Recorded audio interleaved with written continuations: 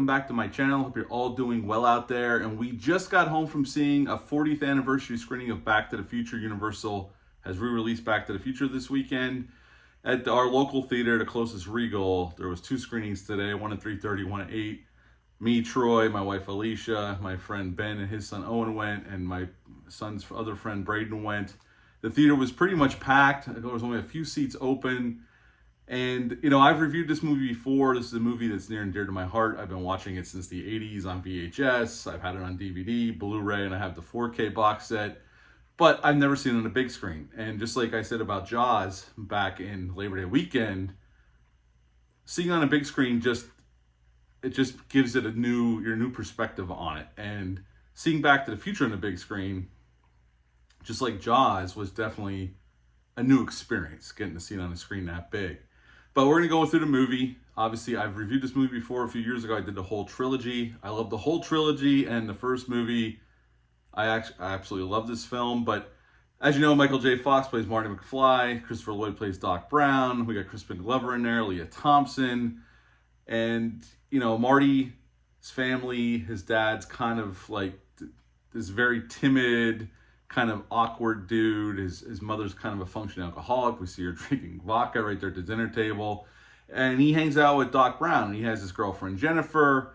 And Doc Brown, he goes to Twin Pines Mall with Doc. And Doc unveils his new invention, which is a time machine made out of a DeLorean, which looks badass. I know DeLoreans had their issues when they were out, but in this movie, the DeLorean looks badass, the way Doc has it all set up.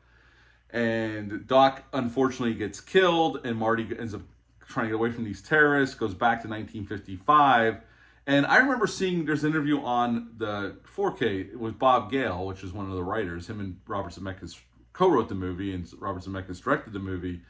And I remember him saying that really the idea for the movie came about, and you can see it a lot in the movie, is just, you know, when you're growing up and your parents are your parents, sometimes as a kid or a teenager, you have a hard time with thinking of your parents when they were your age. Like, you don't really think about that much. And he said him and Bob Zemeckis thought, could I hang out with my father at my age, at 17? Go back and hang out with him. Will we be friends? Would I like him? I don't know.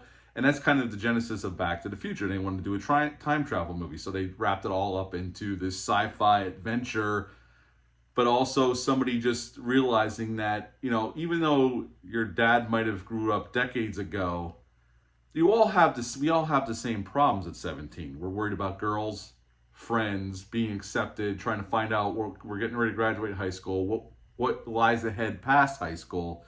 And a lot of that's explored in this movie. And Marty goes back and helps his father finally realize his dream, because when we catch up at the end of the movie, obviously his father and mother are very well better off than they were when Marty left 1985 to go back to 1955. And Biff is not, Biff is now just, details cars now, and Biff is kind of more like timid now, like George was in the original 1985. So I love all those parallels, and Marty getting to see his parents as teenagers at his age and just seeing what they were like, what their wants and needs were, and where they were in their lives. When I was younger, that was lost on me because I thought the DeLorean was badass, and the time travel aspect of it and the adventure aspect of it, of trying to get Marty back to 1985. But as you get older, you see some of these other things, these other themes going out. And then also the one theme that really ties the whole trilogy together is the friendship between Doc and Marty. And it's a beautiful friendship, and well realized by Michael J. Fox and Christopher Lloyd. I mean, those performances are amazing, and they gel so well together, along with the whole cast. I mean, Crispin Glover's great as George McFly, Leah Thompson's great as the mother, and everybody down the line. It's a shame, Eric Stoltz was the original actor hired to play Marty, as we all know, and he actually shot for quite a little bit with Eric Stoltz until they let him go and brought Michael J. Fox in and reshot all those scenes. But honestly, nobody else but Michael J. Fox, I can't imagine playing anybody else but playing that role with Michael J. Fox as Marty, or Christopher Lloyd as Doc. That's why whenever the remake thing comes up or a sequel, thank God Bob Zemeckis and Bob Gale own the rights, so nobody can do anything with it. And they said there will never be another sequel, and there will never be a remake while we're alive.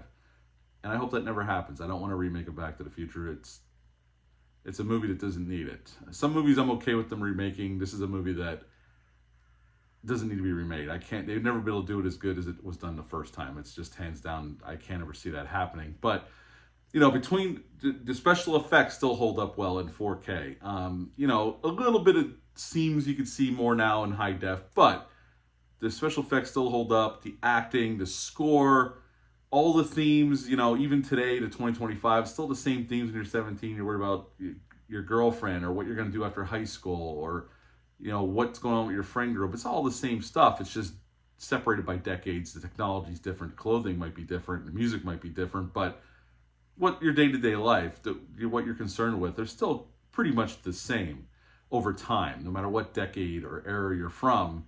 We're all looking for the same things at that time in our lives. So it's a movie that really sticks and still lasts. And it's still a movie. I mean, my son's 13 and he loves it. So it's still a movie that can speak to other generations, considering it's 40 years old now, which makes me feel really old. But yeah, the movie still works perfectly. It's a banger. There's not a wasted moment. It's edited perfectly. It's the perfect length. You got the great cinematography by the great Dean Cundey in there, who shot Halloween, The Carpenter, The Fog, The Thing, Big Trouble in Little China. I mean, he did all three Back to the Future movies, and then we go on to work with Spielberg on the Jurassic Park, the original Jurassic Park movie. Legendary cinematographer. The movie's beautifully lit. It's just one of those movies that it was lightning in a bottle. And it was a movie that nobody wanted to make. I mean, Bob Gale and Robert Zemeckis were having a hard time getting the studio to say yes. They took it around to everybody in town. Everybody said no, because Zemeckis had a couple films that bombed, although some of them were good, like Used Cars. I love that movie, but it didn't do well. And then Romancing the Stone came out and was a hit. And then Universal finally gave them the money to go make the movie. And it became the biggest grossing movie of that year. And it's beloved and spawned a trilogy that I love, the whole trilogy. So, that's some things, it's lightning in a bottle. This is one of those movies that just came together and they made a hell of a movie. And this is one of my movies that I consider perfect.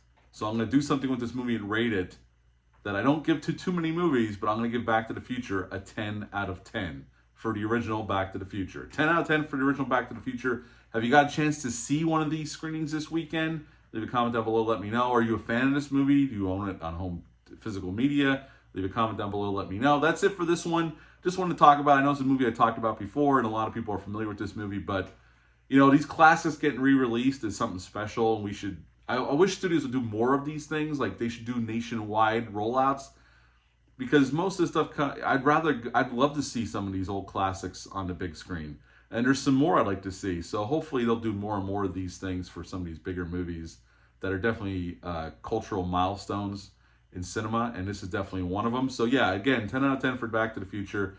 That's it for this one. Until next time, bye.